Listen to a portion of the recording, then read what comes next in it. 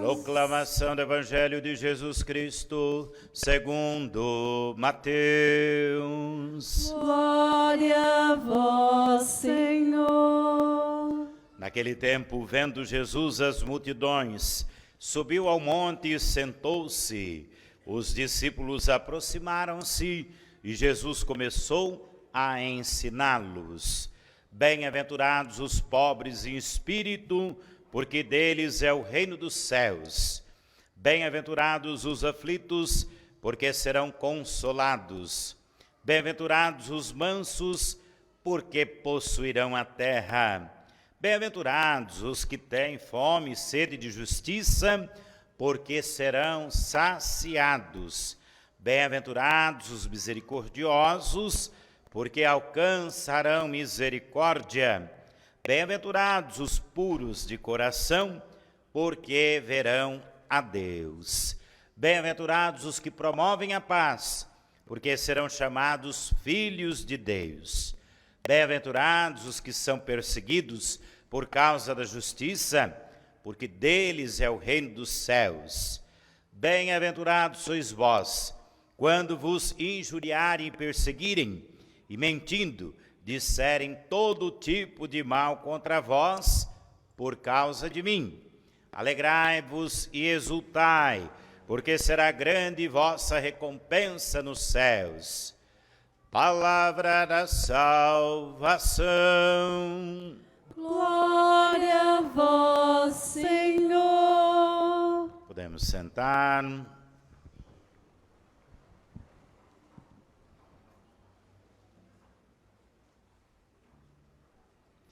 Caríssimos irmãos e irmãs, celebramos duas festas importantes da nossa fé nesta semana: a comemoração de todos os fiéis defuntos e a festa de todos os santos.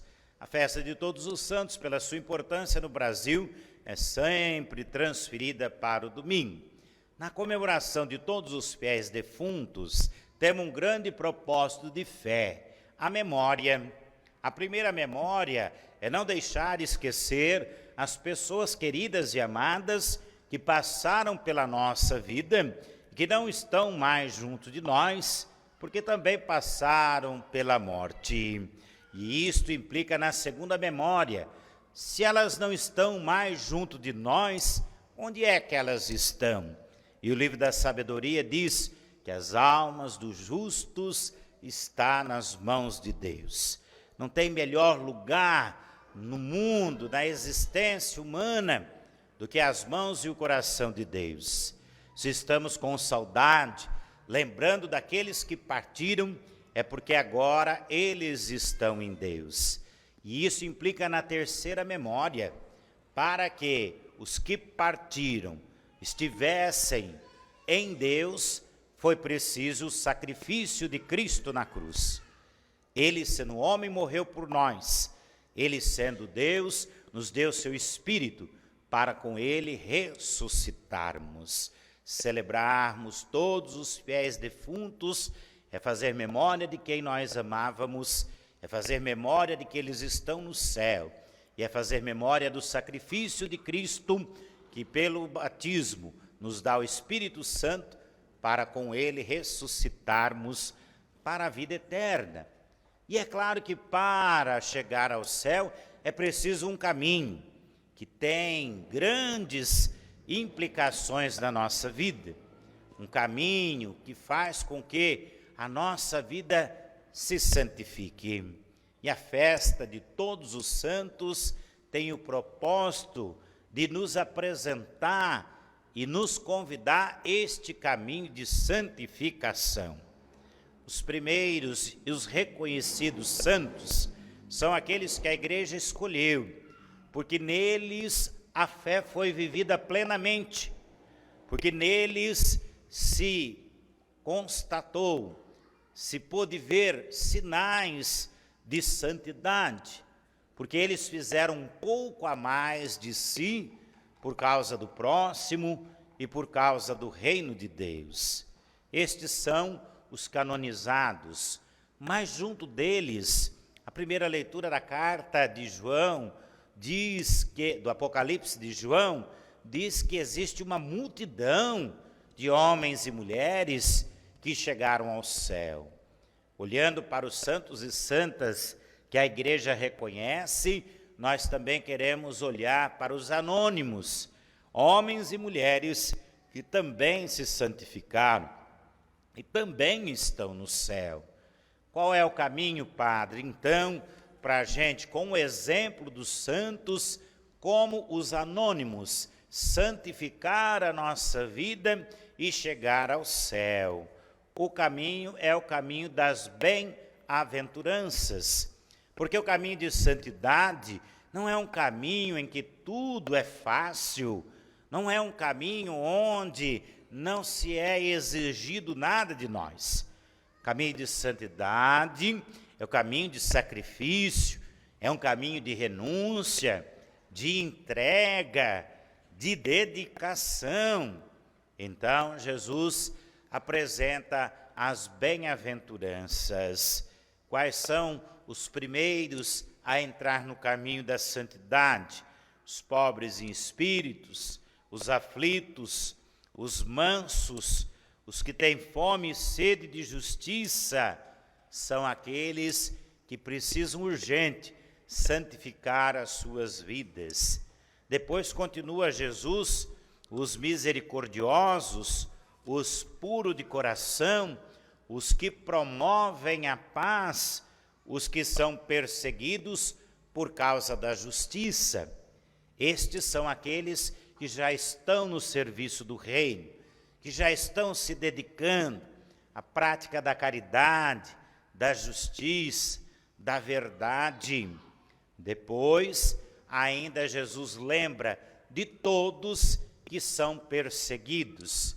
Não os que são perseguidos porque torcem para time de futebol diferente, não os que são perseguidos porque são de igrejas diferentes, não os que são perseguidos porque são de partidos políticos diferentes, não.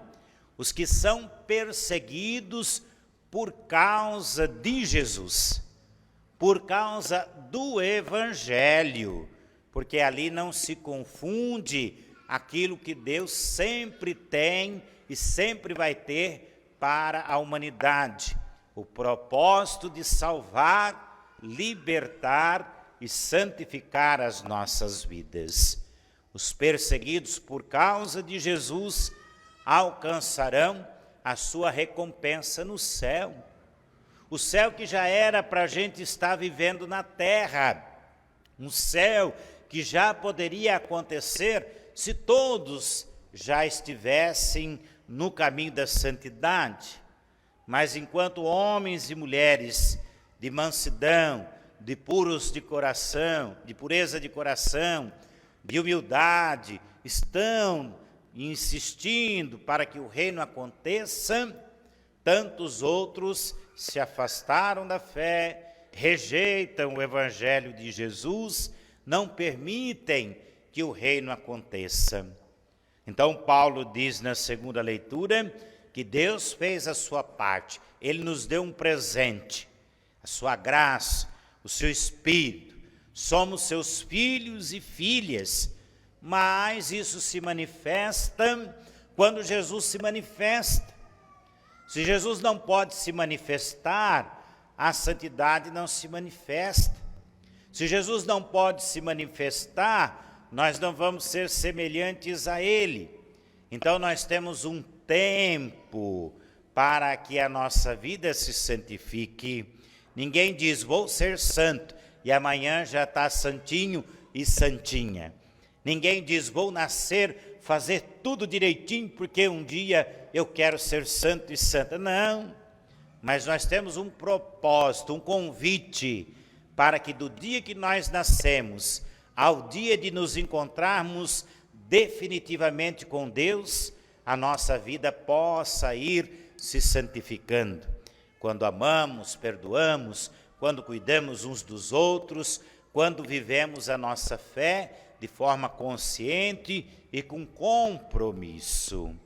Olha que bonito João narrando a visão do céu lá na primeira leitura.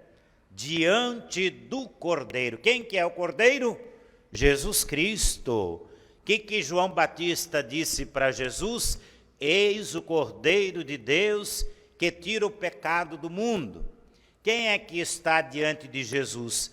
Aqueles e aquelas que permitiram que Cristo tirasse da sua vida a marca, as consequências do pecado.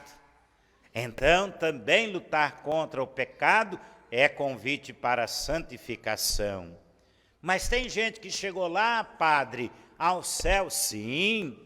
Diante do Cordeiro estão os anciãos, os que vieram da primeira aliança, com 144.000 das tribos de Israel. E os outros padres são aqueles e aquelas que receberam o Espírito Santo depois da ressurreição de Jesus nos 4 cantos do mundo.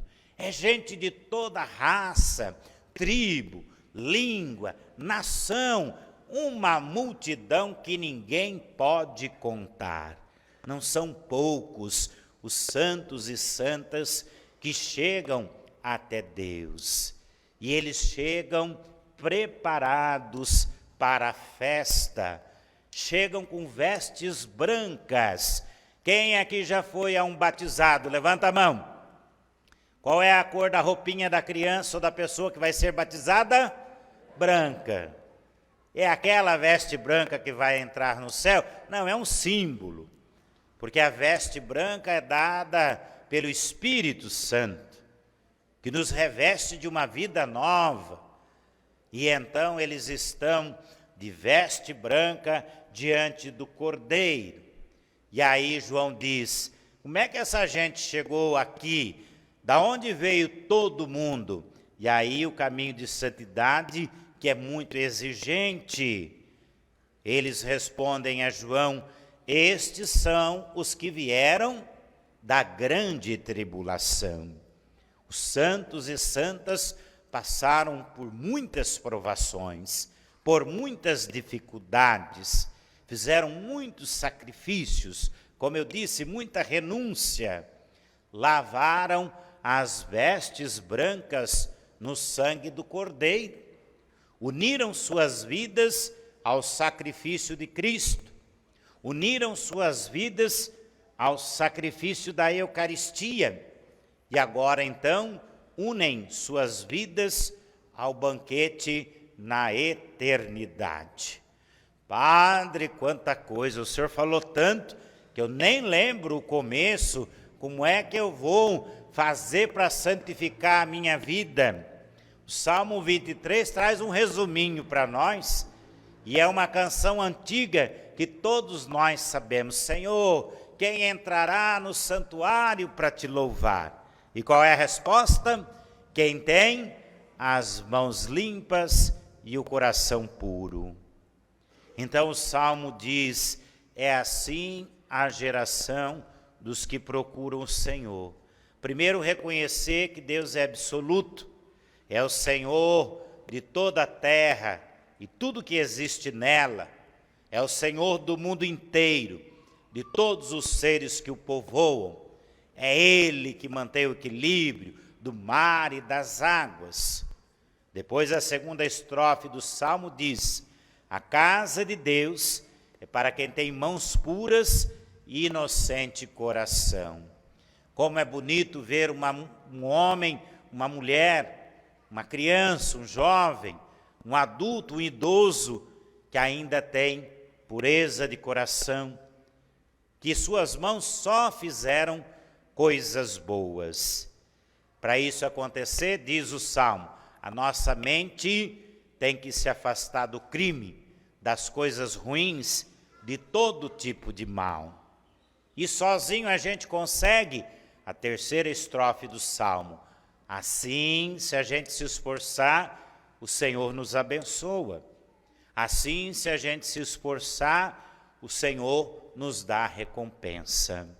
Então conseguimos alcançar a santidade pelo nosso esforço e pela bênção, pela graça de Deus. Não tem nada melhor para a nossa vida e para a vida eterna que um dia chegarmos diante de Jesus e ouvirmos de sua boca: vinde, benditos, benditas de meu Pai. Este vai ser o grande prêmio e o sinal da nossa santificação, estarmos com Deus como estão todos os santos e santas. Amém. Creio em Deus Pai Todo-Poderoso, Criador do céu e da terra, e em Jesus Cristo, seu único Filho, nosso Senhor, que foi concebido pelo poder do Espírito Santo, nasceu da Virgem Maria, padeceu sobre Pôncio Pilatos, foi crucificado, morto, sepultado, desceu à mansão dos mortos, ressuscitou ao terceiro dia, subiu aos céus, está sentado à direita de Deus Pai Todo-Poderoso, donde há de vir a julgar os vivos e os mortos. Creio no Espírito Santo, na Santa Igreja Católica, na comunhão dos santos, na remissão dos pecados, na ressurreição da carne, na vida eterna. Amém.